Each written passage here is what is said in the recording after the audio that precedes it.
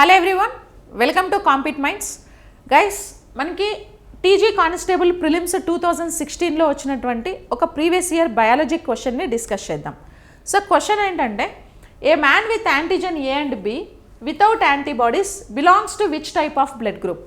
So ఒక మనిషిలో antigen A B రెండు ఉన్నాయి, కానీ యాంటీబాడీస్ లేవు.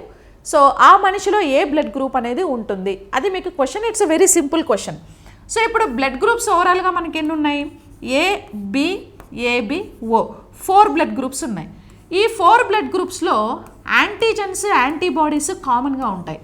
యాంటీజన్ అంటే తెలుగులో ప్రతి జనకాలు అనేసి, యాంటీబాడీస్ అంటే ప్రతిరక్షకాలు అనేసి మనం తెలుగులో పిలుస్తాం.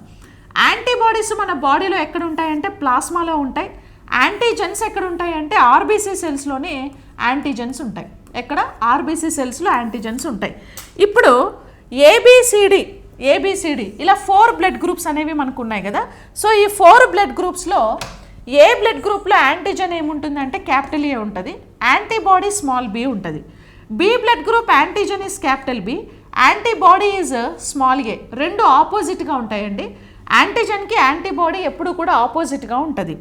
ఇప్పుడు ఏబీ బ్లడ్ గ్రూప్లో యాంటీజన్స్ క్యాపిటల్ ఏ, క్యాపిటల్ బి ఉంటుంది. యాంటీబాడీస్ ఏబీ బ్లడ్ గ్రూప్కి ఉండవు. మరి ఓ బ్లడ్ గ్రూప్కి యాంటీజన్ ఉండదు, కానీ యాంటీబాడీ ఏబి అనేది ఉంటుంది. సో ఇక్కడ మీకు క్వశ్చన్ ఏంటంటే, యాంటీజన్స్ ఏబి రెండు ఉన్నాయి, బట్ యాంటీబాడీ లేదు.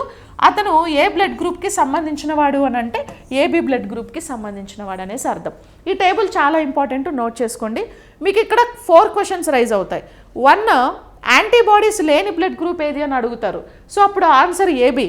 యాంటీజెన్స్ లేని బ్లడ్ గ్రూప్ ఏది అంటారు, అప్పుడు answer oh.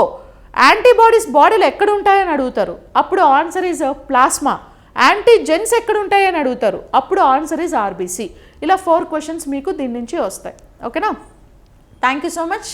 Please do subscribe the channel.